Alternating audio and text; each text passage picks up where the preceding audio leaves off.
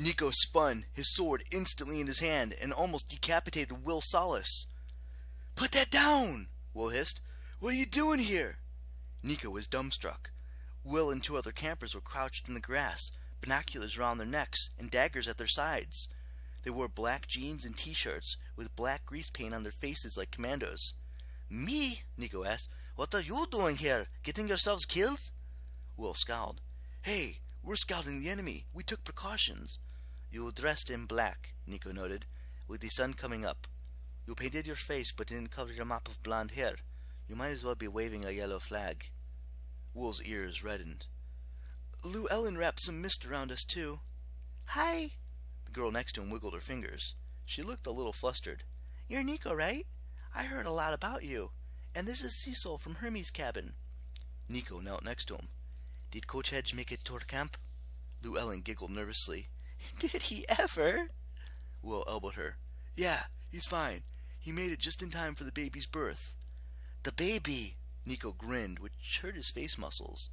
He was not used to making that expression. "Melly and the kid are all right?"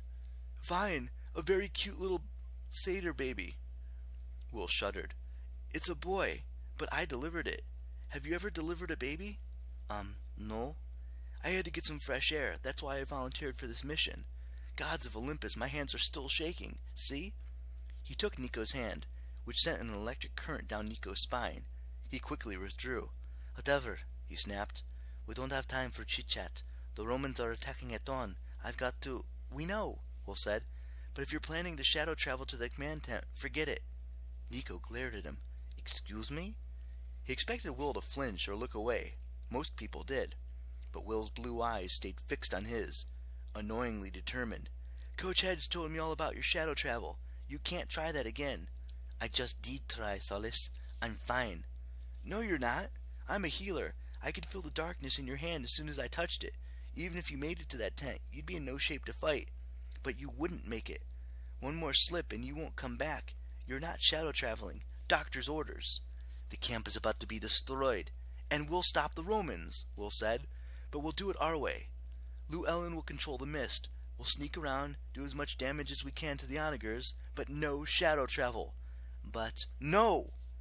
Lou Ellen and Cecil's heads swiveled back and forth like they were watching a really intense tennis match. Nico sighed in exasperation. He hated working with other people. They were always cramping his style, making him uncomfortable. And Will Solis? Nico revised his impression of the son of Apollo.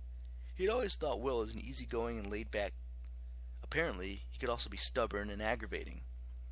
Nico glanced down at Camp Half-Blood, where the rest of the Greeks were preparing for war.